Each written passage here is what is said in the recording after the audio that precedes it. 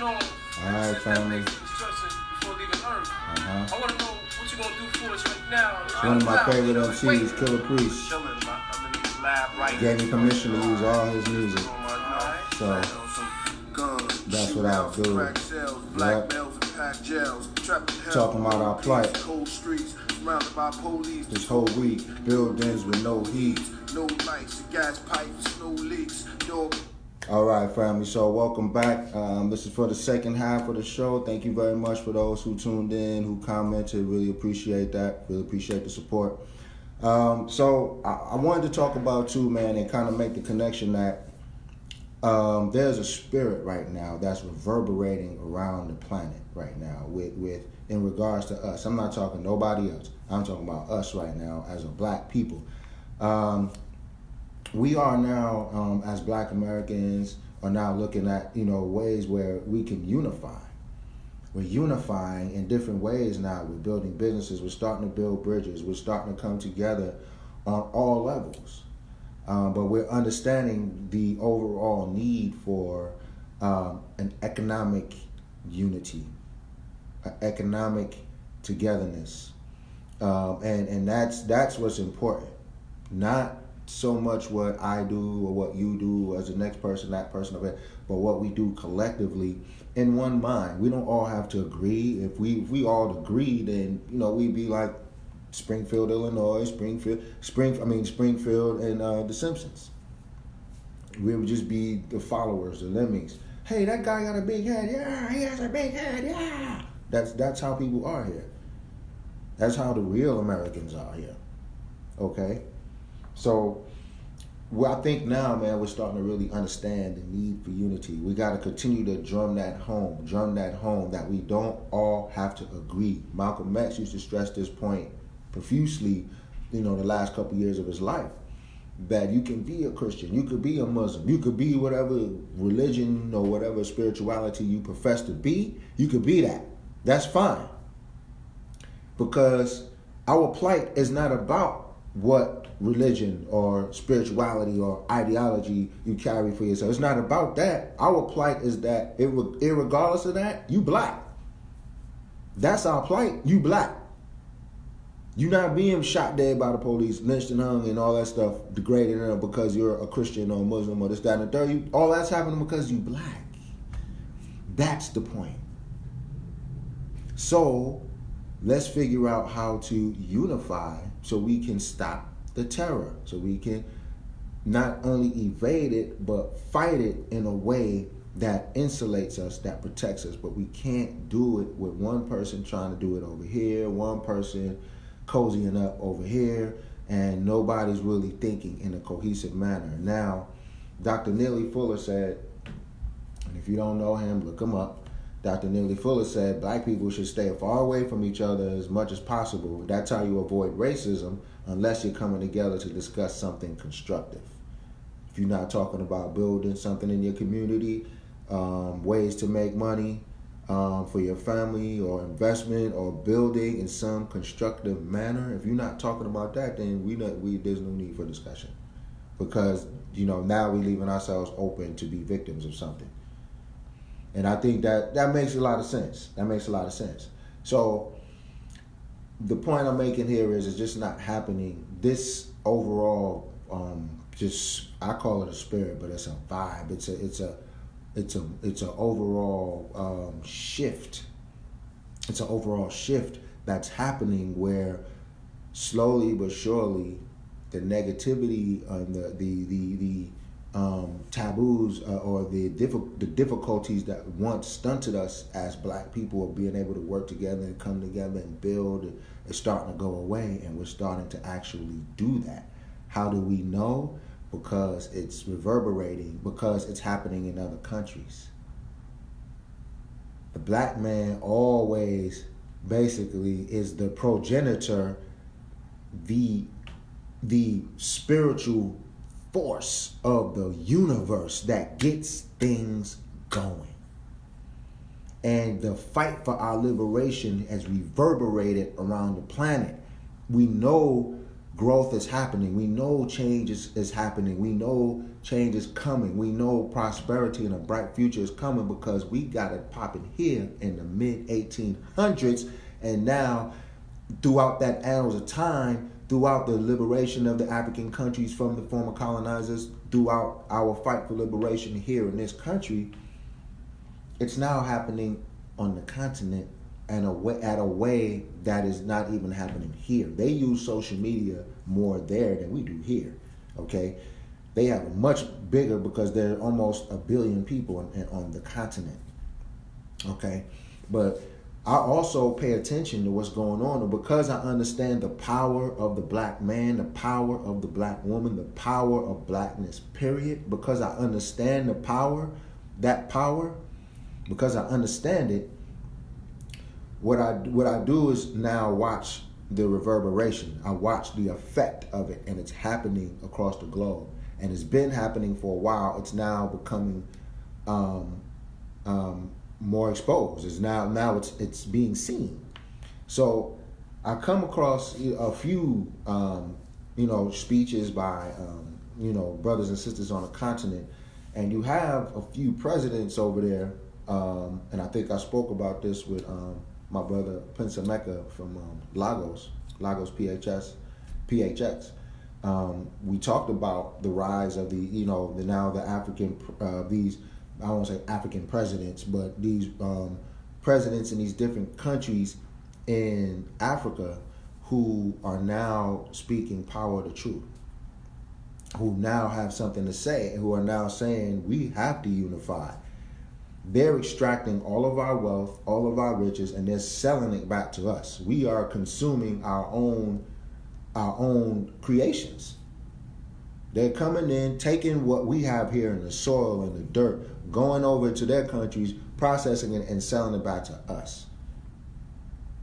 We consume more than we produce. That's what the African leaders in these different countries are telling their people.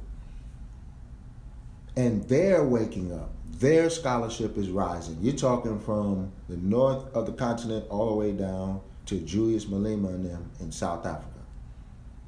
All right, so I'm gonna play a small clip from this from the Rwandan president Paul Kagame, and he's talking about changing the narrative about African unity. And above his head, there's a saying that says, "Together we prosper." So he's going to talk about the urgency and the need for that continuous conversation and effort in changing that narrative that it can't happen until it must happen for our survival. All right, so let's check this out. It's not an issue of saying, we can make a choice of this or that. It is what it is. It's a fact. So we have to deal with this reality that we are part of the East African region and much wider the continent as it is now 1.2 billion people, almost the same size as India's. 1.2 billion people on the continent. So and in fact, we also see it that if we don't address our problems while we connect with others who have their own problems they have to deal with, but also in that connecting, in that sharing of what we have to deal with, we enhance our capacity because there are also problems that cut across. It's just an obvious fact to say that, for example, if you take Rwanda, you'll find, if you go even deeper into the history, many people of Rwandan heritage are in Rwanda, but are in other parts, whether you want to look at it in terms of the colonial period, the drawing of borders, and so on and so forth. So the best way to reconnect and tap into this relevance of people getting back together. It's not by doing away with the borders as they were drawn, whatever injustice you may call it, but through social, economic, political integration, working together, then you make these divides actually irrelevant. Right. People start working together, and when they work together. Right. What he was saying is there's not even any need to kind of get rid of the artificial borders that the Europeans put in place during the Berlin Conference in the late 1800s. He was saying, you know, if we do what we're supposed to do, if we look at this in a way that we economically, socially, and politically align and join forces and combine our resources, those lines won't even matter. It won't even matter. We'll be operating in a way that is only going to continue to help all of us elevate and grow. But we have to get to that point. That's the point of his speech right here. I don't know if it was hard to hear, but I have another one, and I agree with him. He's not the only one that's saying this. He's, the Rwandan president, Paul Kagame. But we also have an ambassador. She's an ambassador, and let's see, from the African Union here in the United States. Her name is Arikana Chihombore Kwao. I hope I said that right. But she's and I've seen a few speeches from her. She's very passionate and very powerful in the way she delivers her message. But hers, she's a little more fiery. She, speaks about, wake up. She basically says, wake up, black people. And she says it in a fiery way, but she's speaking, not only to black Americans, she's speaking to her countrymen and her fellow continental citizens. We need to wake up, man. This is not, it's not playtime. And I believe in this interview, she's answering some questions. It's an interview she has, and she's, just kind of explaining, a little bit of what she's about. And so let's take a listen. Let's see here. Our guest on This is America in the World is Dr. Arikana Chihombori Kwao. Her Excellency is the ambassador representing the African Union in the United States, and she's chair of the African Union African Diaspora Health Initiative. The ambassador has practiced medicine in Tennessee for 25 years. Yeah, she's lived in America for 25 years. Madam Ambassador, so good to sit with you today. Thank you for having me. But talk about Africa. When you look at Africa today, what do you see? I see an amazing continent. A continent that is endowed with everything and anything the world could ever need. I see a continent that is full of hope, a continent that has some of the most incredible, resilient people I've ever met. When you really honestly look at what Africa and its people have been through, most other ethnic groups would be extinct by now. We are resilient. We are human beings who are just... You hear that? Only the best of the best could survive what we've gone through. Against all odds. She said other ethnicities would have been decimated. We are waking up. We're also a continent that's been sleeping. Let me say we were put to sleep. We were awake, and then we were put to sleep. Now it's time that we wake up back to our greatness again. What is the damage that has been sustained because of colonial rule and apartheid? Let's go back to, I guess, when you look at colonialism and when it was finally just organized in a way that we would then have the Africa that we have today. For Africa, I'll take it back to the Berlin Conference. That was held from November of 1884 to February of 1885. Berlin Conference, I spoke about that. Most people don't realize that the European nations were just haphazardly going into Africa and just stealing from the local people, and pretty soon they started stealing. The British would steal from the French, and the French would steal from the Spaniards. and pretty soon they were fighting each other. Mm-hmm. So the then Chancellor of Germany, Bismarck, in his efforts to prevent the European war on African soil, he reached out to his sidekick, King Leopold of Belgium. Mm-hmm. And at that time, as you know, Belgium, King Leopold was wreaking havoc in the Congo. People are not aware that over 75% of the Congolese population was killed by Leopold. He actually claimed Congo was his own personal country. He owned it individually, not as Belgium. So you call Leopold and say, hey, we got a problem here. Can we come together and see if we can organize the manner in which we're going to loot from these people? So that's really how Berlin Conference was called together. You see that? Now, while we're being miseducated and misinformed about ourselves, and here in this country, we're being miseducated and misinformed about how Africa as a continent came to be today.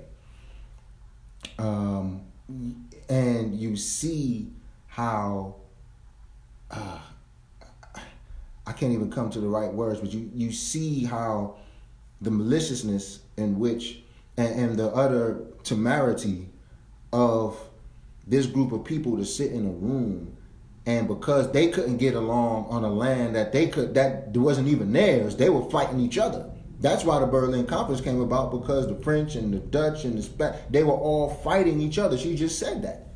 On the continent, first they stealing from the people of the continent, and because they extracted so much of the riches and so much of the wealth from them, they started fighting and stealing amongst each other, amongst themselves. They started doing it with themselves. So in order to say, okay, look, wait. We can't continue to do this. We're fighting each other. There's plenty of land. There's plenty of resources here. Let's decide that we're gonna get together, and we're gonna make this. We're gonna do this right. So they decide. They get in the room and said, instead of fighting, let's just cut up the land and everybody gets a piece.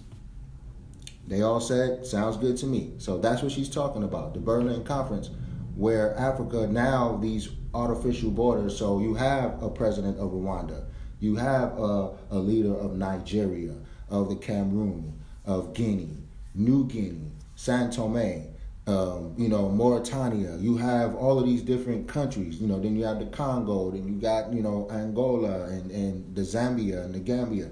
So you have all of these countries now that are being cut up and divided, from north, south, east, west. You know what I'm saying? So that's what they decided to do, irregardless of the hundreds of millions of people that were already inhabiting, those lands. So they brought all the countries that were making this mad rush into Africa so they could organize how they were looting the continent. So really, the Berlin Conference was not called for in order to make Africa better, but rather to see to it that they organize themselves so they can effectively exploit the Africans and also make sure that the continent and its people are forever defeated and dominated. Does the looting go on today? Yes. The looting continues, but it has put on different clothes. Now, there's something else they did. She said the looting continues, but it put on different clothes. They had traveled around the continent, found some of the most powerful kingdoms with well-established educational and religious systems. I mean, the African people are just resilient. When you get to know the Africans, you understand the African spirit. And they knew that if they continued the same way they were going, they would never defeat the Africans. So they set in place a system of colonization and making the Africans believe that everything that was African was bad and everything that was European, particularly British and English, was better. So the seed of divide and conquer Wait. What was that? was also sown during the Berlin Conference. She said the seed of divide and conquer was sown during the Berlin Conference. That was European, particularly British and English, was better. So the seed of divide and conquer was also sown during the Berlin Conference. Now, and they knew that was during that time, during the Berlin Conference, which was, like she said, and it was in the late 1800s, so between 1885 and like 1895, somewhere in that time frame. She said that the seeds of divide and conquer was sown during that time. Now that was on that side of the planet. That was on over there. That's what they did over there, because slavery was already happening and had already happened, and in most parts of the world was already abolished during that time. When this conference was going on, it was still abolished. A lot of countries were abolishing slavery at that time, so it was already had happened. So they didn't create the institution of divide and conquer, or the idea of divide and conquer, but for that element, the seeds of divide and conquer for the continent was created, was started.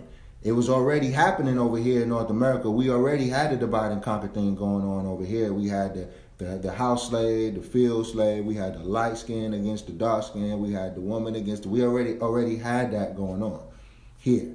Divide and conquer.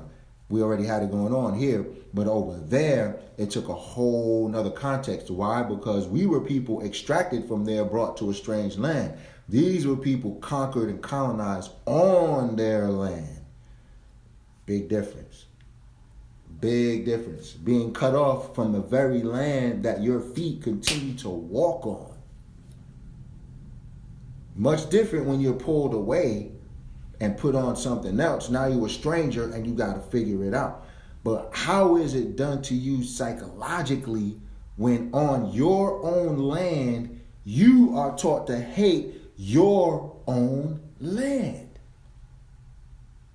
That is amazing. That is amazing. Divide and conquer. And it worked. It worked because you're always, and she's going to go into that, how over there, their Uncle Toms were warlords and people who wanted money and power. So all they had to do was say, hey, we've already spent the last 10 years extracting all of this money from you. So, hey, let me give you some of it back and, keep your people in line. Well, they do the same thing to us here. A continuum. We must study history. We're on a continuum. And each one of these continuums that have happened even pre-America, because this is nothing new, repression and oppression of the poor and the downtrodden and the powerless, always ended in revolution. There's no way around it. And if you're really paying attention, Malcolm X made a good point. He said, America has the opportunity that no other country on the face of the planet has ever had in terms of revolution. She has the opportunity to have a bloodless revolution, where all you have to do is do the reparation thing, cut the check. That's all you got to do. Return back, give me my 40 acres and a mule, my $150, and let me be on my way. That's it. If that would have happened, I wouldn't be having this discussion with you right now. I'll probably be talking about my father and grandfather's business and how we are now tripling business and we're growing and expanding into other countries and so forth. That's the type of discussion I'll be having now, not a continuum on the constant repression of our people. What's up, bro? Not about the continuous repression of our people. But as I stated earlier, the black man in America is the impetus for every event that has been happening in the last 200 or 300 years. We have to inject ourselves into it to get things going. So this is reverberating around the continent, but you're talking the Berlin Conference. This is after the Civil War. This is after emancipation. This is after Reconstruction. And this was during the turn of the 20th century. So black people were being prosperous here in this country, but there were those on the continent that were prosperous as well, that were traveling and doing things in other countries and were prosperous on the continent as well, who were willing to sell their people out for some bread. And England is big for, I'll give you land, I'll give you titles, I'll give you this, I'll give you that, I'll give you a chest of gold and this, that, and the third. You know what I'm saying? From wealth extracted from you. What sense does that make? But that's the there's always those that is just, there are those that are willing to sell their own out for something that they feel is better. And it's always gifts from the enemy. There's no way around looking at it. That's some enemy stuff. So, and it's dastardly because it's all about exploitation, economic exploitation, political deprivation, and social exploitation. That's what it's about. And now the continent took a big hit, man. And that right there, and you're talking, just to give you a perspective, if you widen that scope from the late 20th century and go back further, go back 19th century, go back 17th century, go back 16th century, go back 15th century. Now we're talking in the days of Christopher Columbus. So we're talking a 500, 600 year span of the French, the Dutch, the Spanish, the English, the Portuguese, basically like tentacles spreading out throughout the entire planet to conquer all the dark nations. Even to the point of going to Australia, because Britain had a problem. Because once Britain was on its way out, there was a lot of poverty and whatnot, and people were just suffering and dying. That's why the colonists came over here to escape that, to escape the poverty, extreme poverty, the exploitation, the deprivation, living in the streets, eating rats. They butt over here and copy the same thing, only do it to us. They escaped that. They also escaped down to Australia, down there, and conquered the Aborigine people. Sidebar. Did you know the Aborigines call themselves black? Sidebar. So they did the same thing on the continent. And they did the same thing worldwide. Think about it. Central America, South America. That's why you have black people that speak every language on the planet, because we were colonized by the French, the Dutch, the Spanish, the Portuguese, the British. And they did it to everyone. It's amazing that someone who is about 10% of the world's population controls the other 90%. How do you do that? Conquer. Divide and conquer. The mind. So the sister was talking about how they employed divide and conquer to create the false boundaries that now exist on the continent of Africa. By the boundaries, I mean the countries. Nigeria, Cameroon, Egypt, just name them. There's 53, 54 countries. 53 to 54 countries on that continent. Of 1.2, 1.3 billion people. And they're colonized to death. Give it a generation or less. These people, not only are they going to be so divided, because they chopped us up into these small economies that really could never survive on their own. That was the point, like to chop them up. Guinea, small economies. Central African Republic, Malawi, Rwanda, Burundi. Easily controlled. The economies that even if they struggle and begin to do better on their own, if the master decides you're becoming too smart, they're very easy to destabilize. Wow. And that's exactly what has been going on in our Africa. So believe. Not just in your Africa, sister. If they see that you're too smart, that you know what you're doing, they figured it out. Okay, because now they all eating, they all dressing well, they all looking good. We can't have that. All we'll do is just whoop, take your economic base right out from under you, and you're right back in poverty. Why do you think Haiti's still struggling today? The only free black nation in the Western Hemisphere is in poverty. Why do you think that is? Ever since 1804, they've been punished by the French, by the Americans, by everybody that was seeking to exploit them. They punished them by removing any opportunity for them to engage in any kind of trade with anybody on the planet. If any country can't trade with another country, you won't survive.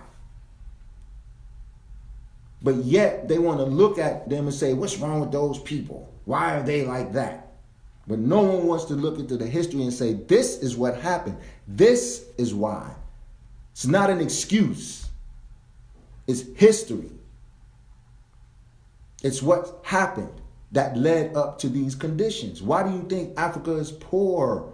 Why do you think the Congo, which has all the resources and all the minerals on the planet that no other place can find, can have, and its soil, the richest soil on earth, and the people are dirt poor?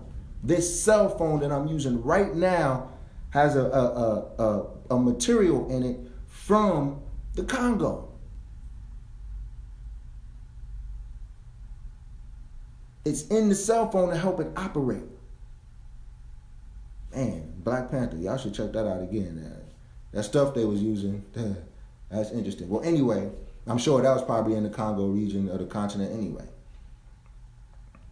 But I digress. So the sister was basically and eloquently and very meticulously explaining the breakdown on the continent. Already happening here. Now it's on the continent towards the turn of the 20th century, and it's continuing on to this very day. And that's where we're at. We have to pay attention. You don't need to go out there and act buck wild. There's no need to be yelling and screaming at people. There's no need to be standing on corners and yelling at. No one's paying attention. That's not going to get it. You know, a protest is cool, and I got into it with someone about that recently, about protesting and things like that. Protesting is cool. You know, it says, hey, stop it. That's pretty much it. After that, now it's time to do something else that's going to make them feel the effects of what we're saying, not symbolic stuff. We've been getting through on symbolism for 150 years since emancipation. We've been getting by on that. We'll build you a statue, a monument. We'll give you an award. We'll pat you on your back. We'll give you a job. We'll, put you above your people. We'll elevate you in these positions. But we'll not ever, ever, ever, ever give you power or the ability to gain power and wealth. That's not going to happen. That's why I don't understand why we, as a people, roll with the Democrats just so freely. Why? Tradition. Why are so many black people comfortable with Joe Biden? Why? Tradition. We still haven't relinquished ourselves from bondage. We are still, it's called the Stockholm Syndrome. You need to study that. Stockholm Syndrome. We're dealing with a major psychological, emotional agency and issue in our people at a level you cannot believe. The level of miseducation, the level of fear, the level of trepidation, the level of ignorance, and I don't mean like you're stupid, I mean of not knowing. It's astounding. And the most, we're in the information age, and people refuse to learn. Now we have, in my day when I was a youngster, okay, my day is the late 70s and 80s. We didn't have the internet. We didn't have the world at our fingertips.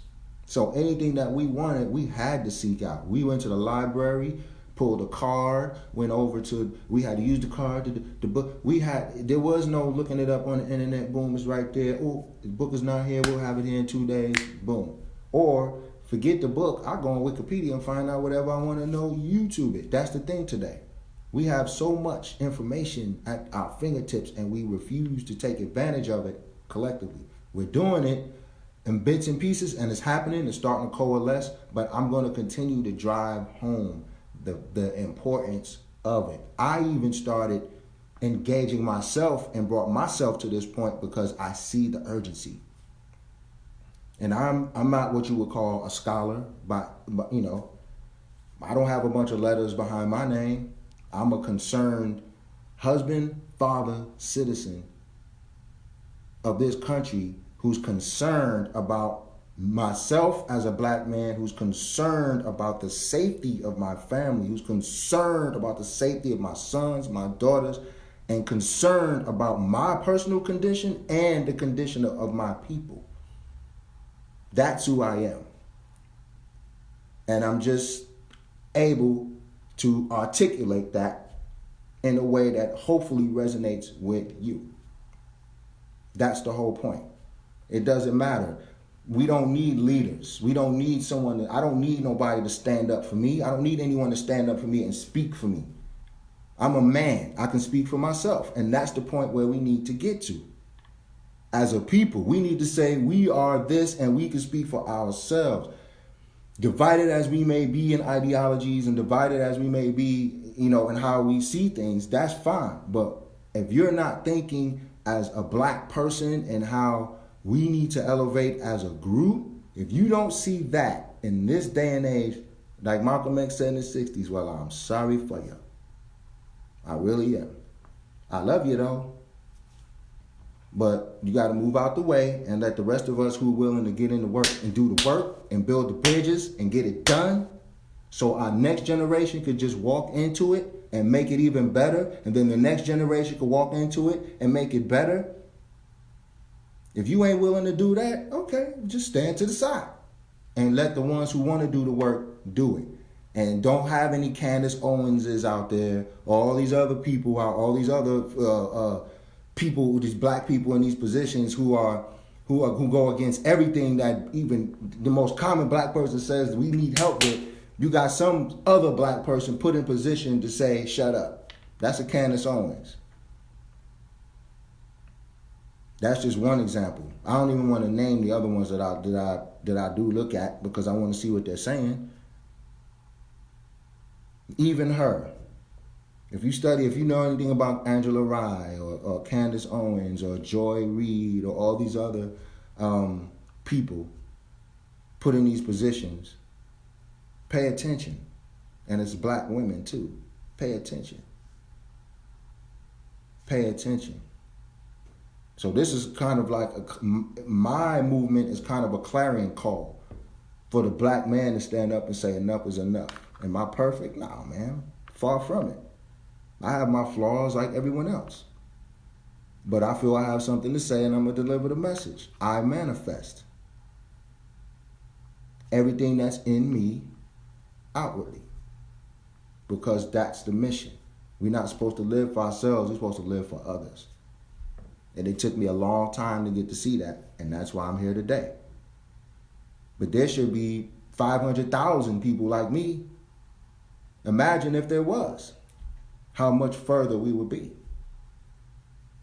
If it was 500,000 Boyce Watkinses or Roland Martins or Clark Andersons or all these other brothers and sisters that's out here delivering the message in any form, in a political form, in a spiritual form, in a financial form, the messages are getting out. It's just very hard to get the support of our own people because so many of us still don't get it and still don't understand it.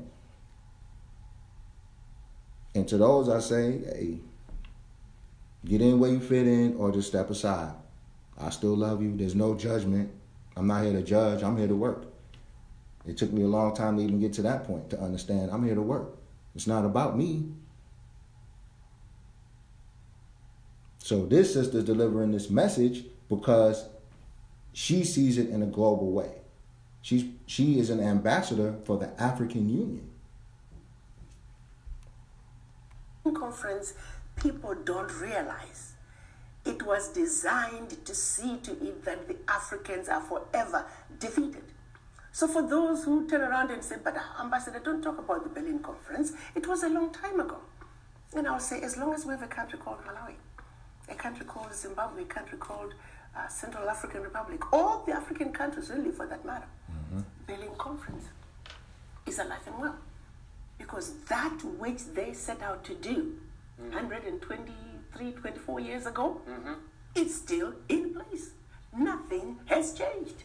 So how can they say Berlin Conference is a thing of history? Don't talk about it. No. Exactly. How can you say it's in the past if it still exists? How can they say racism is in the past if it still exists? How can they say forget the Berlin Conference, that's in the past, but you still got these 54 countries? You see the hypocrisy? And that's what Frederick Douglass was talking about, the hypocrisy, the hypocrisy. Malcolm X used to call America a hypocritical power, a hypocritical country. You going around the world pervading yourself as a moral country with a high moral standard, but you behind closed doors kicking everybody in their ass. And then you wonder why people around the world don't like you. That's amazing. That's amazing. That's a psychology. That's a mind frame. That's a mind state. But what we have to do is get on code with ourselves and say, exactly, brother, they like saying stuff like that. There's a long list of contrived, usual responses to what we do and how we want to portray ourselves. There's a list of, well, racism was in the past. Well, everything is in the past. If it was in the past, then correct that past. This thing has to go so far, in my opinion, this thing has to go so far as to actually rewrite the Constitution. Damn them amendments. Damn those amendments, because they can be changed. They can be amended to, add sections added to. No, rewrite the Constitution with the people you formerly enslaved at the table, making rules right along with you. Now you see the change. Now, no. That's an even playing field. No. I don't want this nigger next to me. No. If you really want to correct this, if you really want to fix this, rewrite the damn Constitution. Rewrite the rules. Rewrite it. And have the descendants of those people who were formerly enslaved at the table with a pen in their hand. And someone else with an eraser. Start with the 13th Amendment. With that comma that says, except should you be a criminal. Erase that. Because that very, what they call loophole, is the reason why 30% of black men, 30, 33, 34, 35% of the prison population is black, but we only 12%, 13% of the entire population is about 45 million of us.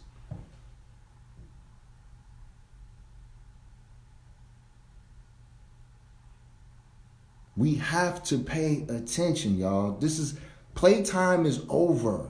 They took our music from us anyway. We're not even shaking our butts to real music anymore. They took the music away. And we're getting factory music, corporate music. But they didn't take the books away. They didn't take your mind completely away where you can't relearn. My clarion call to you is pick up a book. Watch a video about more than Cardi B. If we worried about Cardi B, we in big trouble. If Cardi B is our biggest concern, we are in trouble as a people. You will get 500 likes on a Cardi B post about bull. But if you talk about the liberation of your people, you get 3, 4, 5 likes. That in itself, I don't care how people use social media. That ain't even the point. That is a mind state. That's a mind state. That's not just for entertainment purposes. You get 500 to 1,000 likes on some Cardi B, but on something real, you may get 5, 10.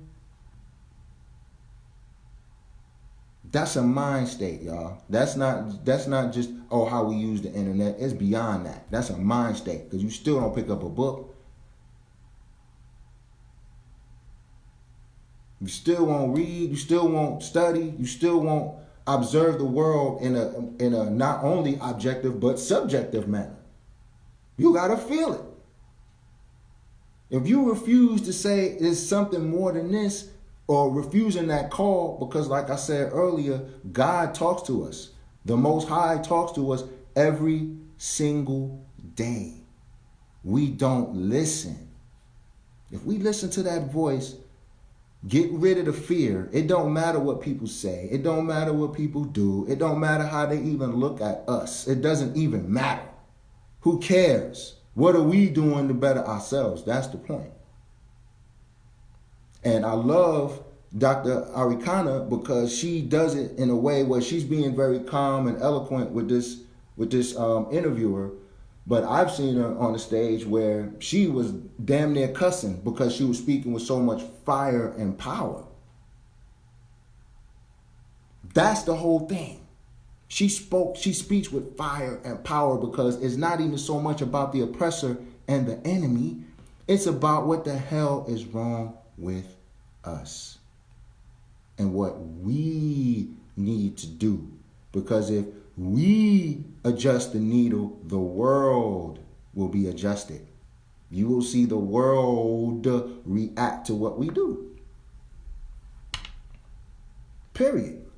It's gonna happen. So with this African Union, and I talked about this a week or two ago, where the consolidation of this African trade union that's about to go down, where now Nigeria, and now they're just waiting on South Africa to ratify the agreement. Almost all the countries on the continent have decided they were going to start trading within themselves. Watch the shift, y'all. Watch the shift. You're going to see the mercenaries come in. You're going to see the sellouts come out in full force. They're already doing it. You got the scholars and the psychologists, and you got your apologists for the European states coming out and saying this is wrong. We shouldn't do this. We gotta, we don't know the first thing about how to run economies. So why would we think we could, we don't have the infrastructure and Africa on the continent, and we don't. All kinds of excuses as to why it can't be done. That's what the oppressor wants you to do. Instead of doing that, talk about why you can. That's why they formed the union. No, we can do this. We're not saying cut ourselves off from the world totally. We're not saying that. Absolutely, brother. Absolutely. Absolutely. It's coming. So they're not saying talk about cut themselves off from the world. What they're saying, instead of giving you our raw materials, instead of giving you the beans, no, we gonna process the beans. We gonna get it together. We gonna send it to you in a paste and then make your chocolate from that. Flip the gate. Flip it. Go from being 70% consumer and 30% producer to 70% producer and 30% consumer. That's what the gentlemen or the men in Africa decided to do, and women. This sister right here decided to do was say enough is enough with the exploitation. Enough is enough with the poverty, with the wars, with the intertribal things is happening because of divide and conquer, like the sister said. You put something in somebody's mind, now you got warlords going again. For what? For a piece of dirt, even though you standing on it, your ancestors standing on it, that you don't even own? It's a psychology, people. We need to wake up. Yes, that's why they killed Gaddafi, brother. Exactly. And Hugo Chavez. I just saw a video where I was watching to the video yesterday of the ousted president of Honduras. How he talked about the Americans government did a coup d'etat on him and replaced him with an American black leader And as a result of that, that's why we have the waves of migrants coming up, because the oppression, the constant destabilization of countries is how America maintains its power. Wake up. And it's not about hate. Because someone can hear this out there in the ether and say, oh, that brother just hate people. He just hate white people. He just hate. No, I don't hate anybody. It's not my position to hate. It's my position to say, with the bullhorn, and say, hey, this is happening over here. Do you see this? Hey, do you see this over here? Hey, you paying attention? Hey, you paying attention? This is what's happening. Oh, I don't believe you. Okay, well, here's some facts to back that up. This is happening though. That's it. How am I hating on that person? Because I'm saying, hey man, you're not doing this right. That's not hate. That's saying, leave me alone. That's saying, I see you and I'm going to tell everybody else. The problem is you don't want me to tell nobody. You don't want me to see. There are already hundreds of thousands of I hate to use the word conscious people, but conscious people who, I'm not the only one. I'm not unique in this. These conversations are happening globally. That's what has to happen. How did Jericho fall? The people had to walk around the city 7 times. Really, was it 7 times? 7 is just the number of completion. It could have been 50. It could have been 49 times. In order to bring down the city. It wasn't some massive thing. It was small. It was just people walking around the walls of the city until the city fell. That's what it's going to take. That's how we're going to gain our liberation. We got to chip away every day and build. Chip and build. Chip and build. That's how we're going to do it. That's what I see. That's how I see it. And that's what we're just, like I said earlier, we are going through the constant, this wheel of history. We're repeating things. We're going through these. So this is not something new. These conversations were happening at the turn of the 20th century when we had to figure out how we couldn't go here. They're lynching us here. We couldn't run here because of the black codes. They got the natives chasing us. What are we going to do? We had to go out west. We had to go up north, build our cities, build our towns. So that's where we are again in 2019.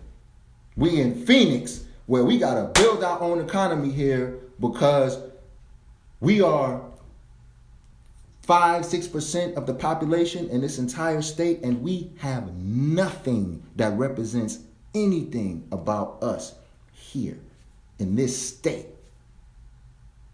We don't even have a museum, a real museum like Los Angeles, like in New York, like in Detroit, the one I went to in Detroit, a real museum. You know how much black history is in this state? From Sierra Vista in the southeast to Kingman in the northwest. The ex-slaves that came over, that were building homesteads. There's a city outside of the city I live in now, and it's called Mobile. Yes. As in Mobile, Alabama? Yes. Descendants from those people moved out here to Arizona, built a city called Mobile in the middle of the desert. There was points and places in this city we couldn't even get to because of segregation laws. But yet, we found a way. But in this place, it should be something established here after all of this time. On a grand scale to where it's noticed internationally. But somebody got to start somewhere. It's already been happening. It's not like it hasn't been happening. I'm just riding the wave. I'm just taking my perspective of it and bringing it to a different level of something, of work that's already been going on here. So I'm not trying to minimize people that's from here that's been putting in the work, because it's been going on for a long time. You know, respect indeed. I'm here to add to that. I'm here to give my perspective, lend my 20 plus years of study and experience in this to my offering to my people as well. And we're going to continue to build. That's what I Manifest is all about. Taking what's within and bringing it out. I manifest that is within me and I bring it out. And that's the whole point of this. So, with that said, I'd like to thank everybody for commenting. I really appreciate it. My brothers and sisters that commented, everybody that's watching with me, appreciate it. Everybody's right, man. You know, this playtime is over. We're getting towards the end of a stream of consciousness, not the end of the world. A stream of consciousness. And it's going to be a new change. One of my brothers on here that commenting, I'm going to have him on the show in a couple of weeks. I see you, brother. I got you. I'm going to call you tonight. I'm going to bring you out here. And we gonna get into that with the brothers and sisters out here on how we got to start adjusting how we think. How we think. If you still on. All right? We gonna do that. With that said, it was great speaking to y'all. It's your man Jay Shoulders, I Manifest Radio, Support District Radio, My Radio Phoenix. I'll get with you guys next week. Have a lovely day.